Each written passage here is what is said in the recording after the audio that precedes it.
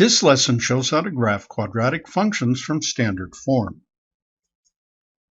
In a previous lesson, you learned a quadratic function is defined by a second-degree polynomial equation, y equal ax squared plus bx plus c.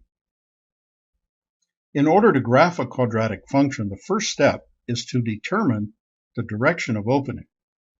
The direction of opening is determined by the leading coefficient. If the leading coefficient is positive, the graph opens upward.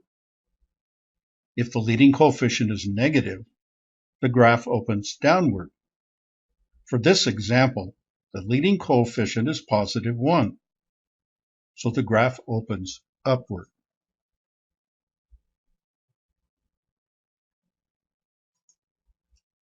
The next step is to find the axis of symmetry. The formula for the equation of the axis of symmetry is given by x equal negative b over 2a, where b is the coefficient of the linear term and a is the leading coefficient. For this function, the linear coefficient is negative 6, and the leading coefficient is 1. So that's x equal negative 6 over 2 times 1. Then negative 6 is plus 6, and 2 times 1 equals 2. Then 6 divided by 2 equals 3. So the axis of symmetry is the vertical line x equals 3.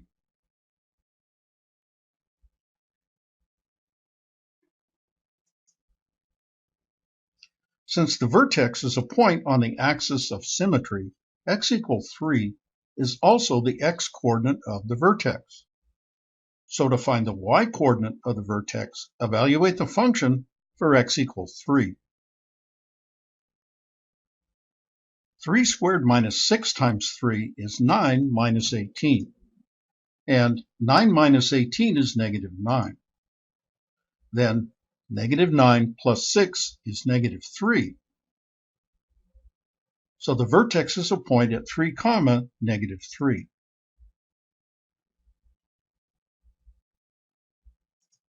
Next, find and graph the y-intercept. The y-intercept is always the constant term of the equation. So for this function, that's 6. So graph the y-intercept at 0, 6.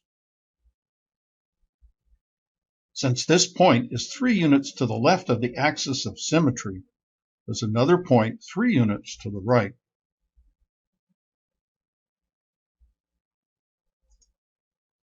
Finally, you need at least one more nearby point. Choose a value of x anywhere close to the vertex, like x equal 1. Then evaluate the function for x equal 1. You get 1 squared minus 6 times 1, which is 1 minus 6. Then negative 6 plus 6 is equal to 0. You have y equal 1. So graph a point at 1, 1. Since this point is 2 units to the left of the axis of symmetry, there's another point 2 units to the right.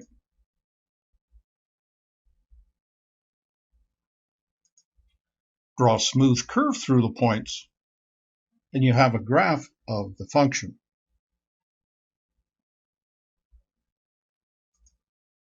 This lesson was brought to you by the Math Fun Academy.